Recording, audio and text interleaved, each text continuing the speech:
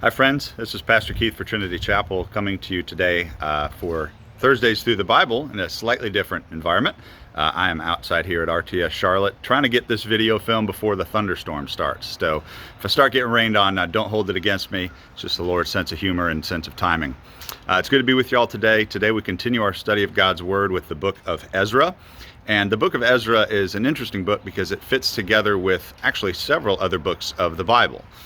Ezra and Nehemiah and Esther and the prophet Haggai, as well as maybe some other minor prophets too, all fall into this time period of what happens to the Jews after the exile, what happens to God's people after the exile in Babylon.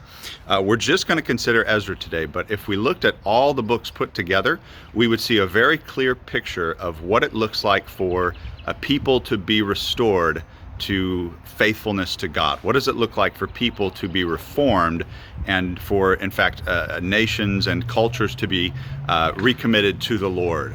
And we'll probably look at that big picture overview as we go through each of these different books. But today we just consider the book of Ezra. And ironically, Ezra, the character the book is named for, does not appear until over halfway through the book.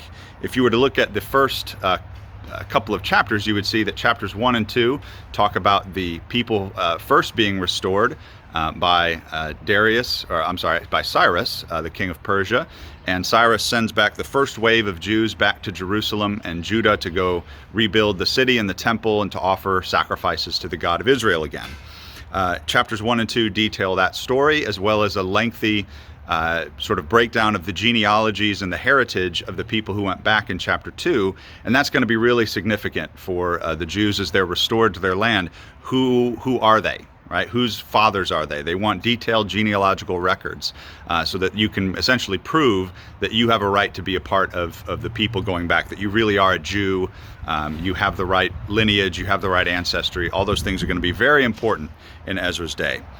In chapters 3 through 6, you have the rebuilding of the temple, and that takes a number of years because they kind of start in chapter 3 and then in chapters 4 and 5 the work is opposed and then it's restarted again under King Darius later on, and it is finally finished in chapter 6. And so it takes a number of years for the temple work to actually be completed. And then in chapter 7, Ezra finally returns with another wave of Jews back to Jerusalem. And Ezra then sets about doing a work of reformation in chapters 7 through 10 to finish out the book. You find that the people of Israel, although they had claimed to be faithful, many of them had married pagan wives, unbelieving wives, and that was causing them to go astray from God, just like it had in many times past in Jewish history. And so Ezra and the other leaders of the people basically orchestrate a mass separation of Jewish men from their faithless pagan wives. Now again, the race comes into play a little bit there, but mostly it's about faith. You imagine that if a woman had embraced the God of Israel, they wouldn't have this separation. But if they were married to unbelieving wives, then they would go through that process to purify themselves, to separate themselves from these unbelieving women by the end of chapter 10. And we see that that has affected every stratus of Israelite society. Even the Jewish priesthood have intermarried with pagans and need to go through this process too.